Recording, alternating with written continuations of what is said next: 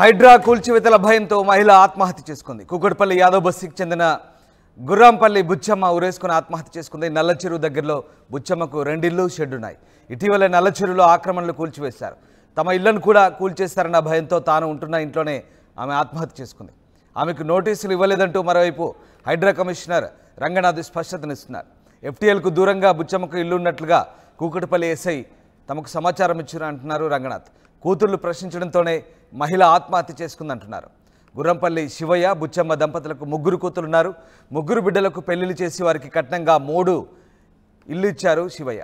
అయితే కూల్చివేతలో తమ ఇల్లు పోతే ఎలా అంటూ తల్లిదండ్రులను కూతుర్లు ప్రశ్నించినట్టుగా తెలుస్తుంది. ఆ మనస్తాపంతోనే బుచ్చమ్మ ఆత్మహత్య చేసుకుందని కుటుంబ సభ్యులు చెప్తున్నారు. హైడ్రా భయంతో ఉరేసుకొని ఆత్మహత్యకు పాల్పడినట్లుగా ఆరోపిస్తున్నారు.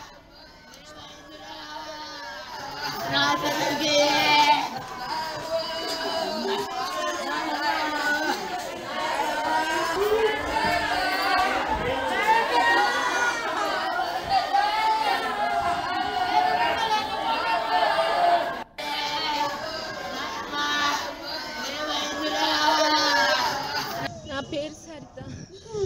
మా అమ్మ వాళ్ళు కుక్కట్పల్లిలో ఉంటారు. వాళ్ళకి పాలదంత చేసుకొని బతికేటోళ్ళు. మేము 3 ఆడపిల్లలమే. మా 3కి పెళ్ళిళ్ళు చేసి పంపించిండ్రు. ఆడపిల్లలని చెప్పి మాకు చిన్నగా ఉన్నప్పుడే వాళ్ళు కష్టం చేసి చాలా కష్టం చేసిండ్రు. ఇద్దరు మా అమ్మ మా నాన్న కష్టం చేసి మాకు 3కి ఫ్లాట్లు కొన్నారు. ఫ్లాట్లు కొని ఇల్లు కట్టించిండ్రు. వీటి మీద మా పిల్లలు బతుకుతారు అన్నట్టు చేసిండ్రు. మా అమ్మ మా నాన్న నా పిల్లలు బతకాలన్నట్టు చేసిండ్రు. కానీ ఇప్పుడు ఈ హైడ్రా రావడం వల్ల ఆ చుట్టుపక్కల అన్నీ కూలగొడుతున్నారు. దానివల్ల ఇవి కూడా పోతాయి అవి కూడా పోతాయి అని చుట్టుపక్కల వాళ్ళు వీళ్ళు అనడం వల్ల టెన్షన్ తీసుకొని ఎంతో కష్టపడి ఎంతో బాధలు పడి ఇల్లులు కడితే ఇట్లా కూలగొడుతుండ్రు అన్న టెన్షన్ తోటి మా అమ్మ డిప్రెషన్ లెక్క అయ్యి ఇట్లా చేసుకుంది. కుక్కట్పల్లి శేషాద్రి నగర్ దగ్గర మాకు నోటీస్ ఇవ్వలే, కానీ చుట్టుపక్కల కూలగొడుతుండ్రు. మావి కూడా పోతాయి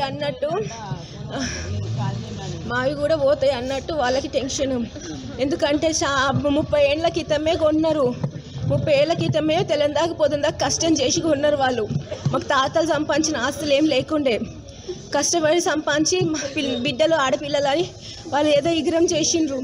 ఇప్పుడు అవి పోతే నా పిల్లలు ఏమవుతారో నా పిల్లల అని బాధ టెన్షన్ పెట్టుకొని అట్లా అయిపోయింది.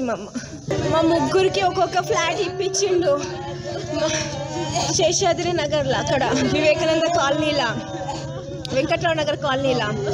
అయితే అక్కడ హైడ్రా వస్తుంది, చుట్టుపక్కల అన్నీ పోతున్నాయి అనేసి ఇవి కూడా పోతాయి అట్లా ఇట్లా అని రూమర్స్ లాగా వచ్చి వాళ్ళకి భయం చుట్టుకుంది.